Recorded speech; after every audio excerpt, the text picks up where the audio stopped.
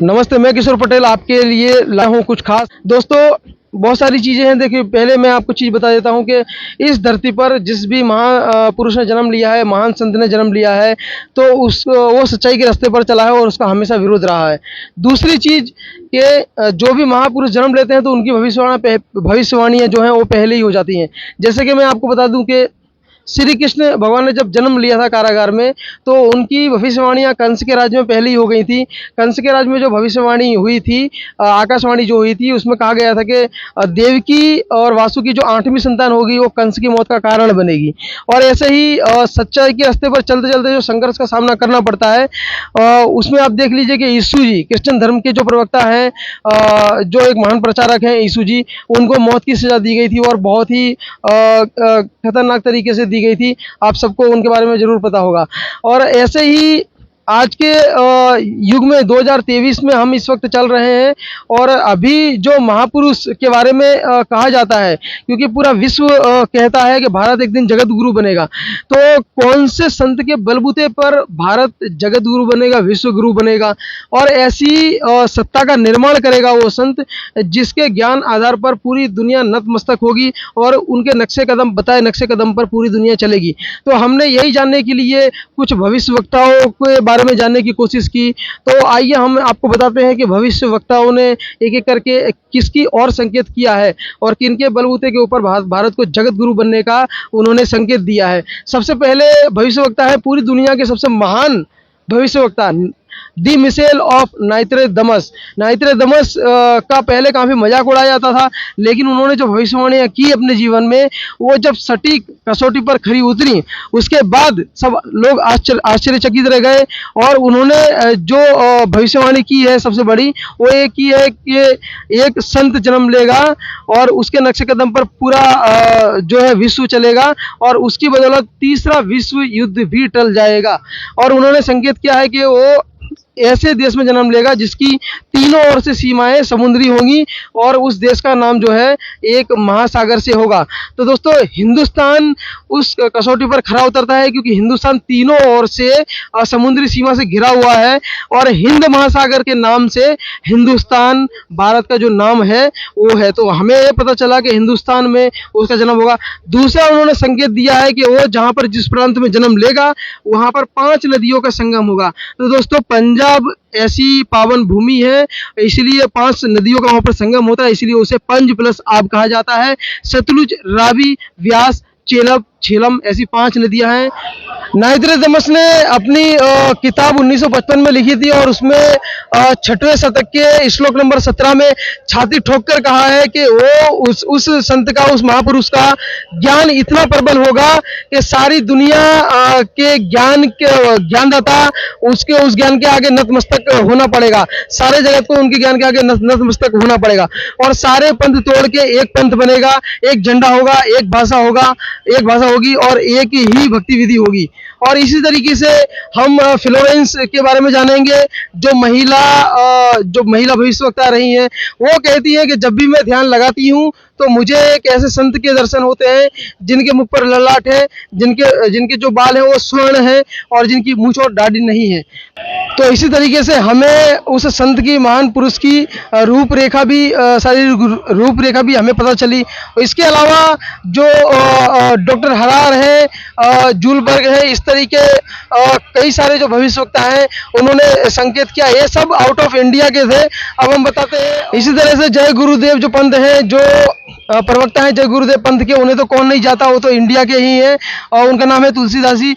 उन्होंने अपनी शाकाहारी पत्रिका में बयान किया था कि वो जो 1971 में जो उन्होंने लिखी थी कि वो जो महापुरुष है जो सारे विश्व का कल्याण करेगा, वो अभी 20 वर्ष का हो गया है। तो इससे हमें उस महापुरुष की आयु का भी पता लगा और इस तरीके से जो सारे प्रमाण इकट्ठे किए और हमने देश विदेशों में सारे भविष्यवक्ताओं के प्रमाण इकट्ठे किए। दोस्तों, इसमें सोचने वाली बात यह है कि जो नाइस्ट्रेडमस थे वो फ्रांस के थे और अगर उन्हें अपने देश की इज्जत बढ़ानी होती तो अपने देश के नागरिक को या अपने देश के संत को के बारे में भविष्यवाणी करते, लेकिन फ्रांस को छोड़कर उन्होंने हिंदुस्तान के बारे में जो है भविष्यवाणी की है, हिंदुस्तान के संत के बारे में भविष्यवाणी की है। तो इससे साफ पता चलता है उनकी भविष्यवाणी अपने आप में एक सही है और सटीक है। तो इस तरीके से हमने जो पता लगाया उनकी उम्र का, उनके वर्ण का और उनके समय का और उनके जो जहाँ पर रहते हैं जिस जगह का, तो सारा जो हमारी टीम ने कोशिश की है, जो जानकारी उठाई है हमने अलग अलग जगह से, लाइब्रेरी से और सोशल मीडिया से, तो एक ही संत के ऊपर खरी उतरी है हमारी कसौटी। जो संत का नाम जो संत का जन्म है 8 सितंबर 1951 में हुआ था, गांव धनाना, तहसील गुहाना, जिला सोनीपत और राज्य है हरियाणा, और जिनका नाम है संत रामपाल जी महाराज, जिनकी तस्वीर आप देख सकते हैं यहाँ पर, जिनकी तस्वीर है संत रामपाल जी महाराज जी की। और यहाँ पर आप जिस तरह से देख सकते हैं, फ्लोरेंस ने कहा था कि उनका मुख पर तेज होगा और जो ललाट होगा और उनकी मूछ दाढ़ी नहीं होगी, उनके स्वर्ण बाल होंगे, तो सारी चीजें इनसे मैच करती है। और सन 1971 में ये 20 वर्ष के थे, जैसे जय गुरुदेव पंथ के प्रवक्ता ने हमें बताया, तब संत रामपाल जी महाराज 20 वर्ष के थे। पंजाब प्रांत में इनका जन्म हुआ है, जहाँ पर 5 नदियों का संगम होता है। तो सारी भविष्यवाणियां इन पर सटीक बैठती हैं। आपने देखा किस तरह से सारी भविष्यवाणियां संत रामपाल जी महाराज पर सटीक बैठती हैं, और बड़े ही हर्षोल्लास के साथ, खुशी के साथ हम बताना चाहेंगे। हमारे पास एक और खास रिपोर्ट है आपके लिए।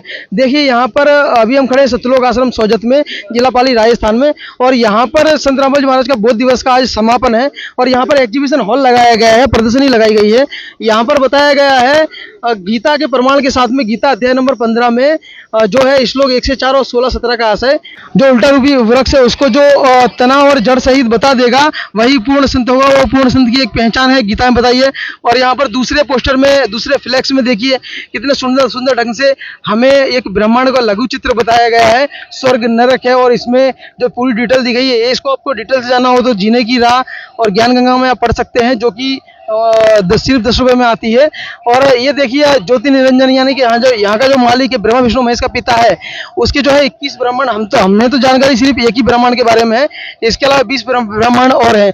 और यहाँ पर देखिए जो असंख्य ब्रह्मांडों का मालिक है कबीर साहब, उनके बारे में पूरा बताया गया है। यहाँ से जो पृथ्वीलोक से सतलोक तक पूरा बताया गया है।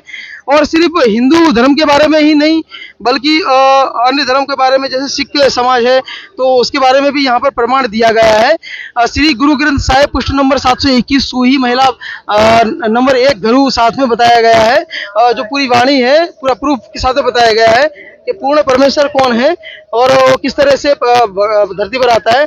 और यहाँ पर भी देखिए जो सिख धर्म में जो बताया गया है प्रूफ के साथ। दूसरा यहाँ पर फ्लैक्स है, श्री गुरु ग्रंथ साहिब पृष्ठ नंबर 721 रागु तिलंग महिला 1 घरू 1 वाणी नंबर 1 में यज अरज गुप्तम पेशी तो दरगोश कून करतार हक्का कबीर करीम तू बेहब परवरदिगार। मतलब यहाँ पर जो पूर्ण परमात्मा है कबीर है, यहाँ पर ऐसा साबित हो रहा है। इसको आप डिटेल से जान सकते हो। और भाईवाला साकी श्री ग्रंथ साहिब में भी आप इसको मैच कर सकते हो। कबीर भगवान चारों युग में आते हैं, उसका भी यहाँ प्रमाण दिया गया है। हर एक युग में वो आते हैं अपनी प्यारी आत्माओं के लिए। जो आते हैं सतयुग में सुकृत जी नाम से, द्वापर में मुनिंद्र जी नाम से, और त्रेता में करुणामय जी नाम से, और कलयुग में अपने ओरिजिनल नाम से आते हैं कबीर साहिब जी के नाम से। और यहाँ पर देखिए जो संत रामपाल जी महाराज जी के माता पिता हैं, तो उनका एक जो फ्लैक्स से चरित्र चित्रण किया गया है बहुत सुंदर ढंग से। देखिए कितना सुंदर चित्र है, भगवान से आशीर्वाद लेते हुए। और यहाँ पर देखिए ये चित्र जो दिया गया है, फ्लैक्स जो दिया गया है, संत रामपाल जी महाराज के नौकरी के टाइम का है। यहाँ पर सिर्फ उनके कलीग्स का कहना था कि सिर्फ 2 साल और रुक जाते तो इनकी पेंशन बन जाती, लेकिन इन्होंने कहा कि अब तो सच्चे सरकार की नौकरी करेंगे, झूठे सरकार की नौकरी छोड़ देंगे। और यहाँ पर तारीख बाकायदा दी गई है, 16 तारीख 5वां महीना 2000 को उन्होंने रेजिग्नेशन लेटर दिया था। सिंचाई विभाग में जूनियर इंजीनियर की पोस्ट पर थे संत रामपाल जी महाराज, और भक्ति और प्रचार साथ साथ में करते थे। नौकरी से रिजाइन देने के बाद संपूर्ण टाइम वो भक्ति में देने लगे। और यहाँ पर देखिए उनकी गुरु प्रणाली बताई गई है, कबीर साहिब जी और बंदी छोड़ सतगुरु गरीबदास जी, और फिर उसके बाद संत चिदानंद जी महाराज, और फिर स्वामी रामदेवानंद जी महाराज जो कि संत रामपाल जी महाराज जी के गुरु जी हैं, और 5वें नंबर पे संत रामपाल जी महाराज। तो इस तरह से उनकी गुरु प्रणाली बताई गई है। और उसके अलावा सन 1994 से 98 तक का यहाँ पर चित्र दिया गया है, जब और 1994 में उन्हें नाम दीक्षा देने की जो अथॉरिटी दे दी गई थी और उनके गुरुजी की ओर से, और घर घर जाकर उन्होंने पाठ किए थे, घर घर जाकर उन्होंने ज्ञान बताया था। काफ़ी संघर्षमय रहा था उनका ये जो मार्ग, और उस वक्त काफ़ी संघर्ष झेलना पड़ा था। लेकिन आज उसके विपरीत पूरा देखा जा रहा है कि संत रामपाल जी महाराज जी का जो ज्ञान है ऊंचाइयों को छू रहा है।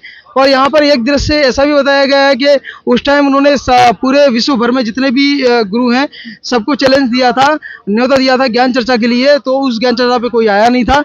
और यहाँ पर आप देख सकते हैं कि संत रामपाल जी महाराज का जो ज्ञान है वो तो अव्वल दर्जे का है ही, साथ साथ में समाज सुधार की भी भूमिका वो अच्छी तरह से निभा रहे हैं। विश्व को सतभक्ति देकर मोक्ष प्रदान करना, समाज से हर प्रकार के नशे को दूर करना, समाज से दहेज रूपी कुरीति को जड़ से खत्म करना, समाज में शांति और भाईचारा स्थापित करना, सामाजिक बुराइयों को समाप्त करके स्वच्छ समाज तैयार करना, भ्रष्टाचार को खत्म करना, ऐसे रक्तदान, दहेज मुक्त विवाह, ऐसे कई समाज सुधार वाले कार्य जो है संत रामपाल जी महाराज और उनके शिष्य बिल्कुल भली भांति अपनी नियति से कर रहे हैं और समाज में जो है जागृति ला रहे हैं। यहाँ पर आप देख सकते हैं कि फ्लैक्स के अलावा यहाँ पर पुस्तकें भी रखी गई हैं, सदग्रंथ भी रखे गए हैं।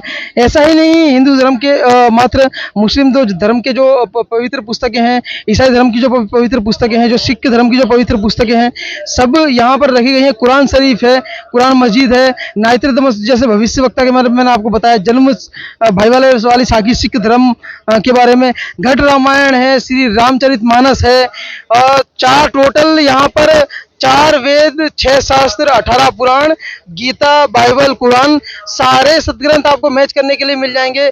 आम जनता को कहीं भी कोई भी संशय ना रहे, इसलिए यहाँ पर सारी जो पुस्तकें रखी गई हैं और सारे सदग्रंथ रखे गए हैं। दूसरी ओर हम देखेंगे कि संत रामपाल जी महाराज द्वारा लिखित 50 से भी ज्यादा पुस्तकें हैं। देखिए, परिभाषा प्रभु की काफी ओल्ड बुक है, और उसी तरीके से गहरी नजर गीता, कबीर सागर, सरलार्थ गीता, जिसमें गीता में जो पिछली गीता में जो मिस्टेक है वो इसमें क्लियर कर दी गई हैं।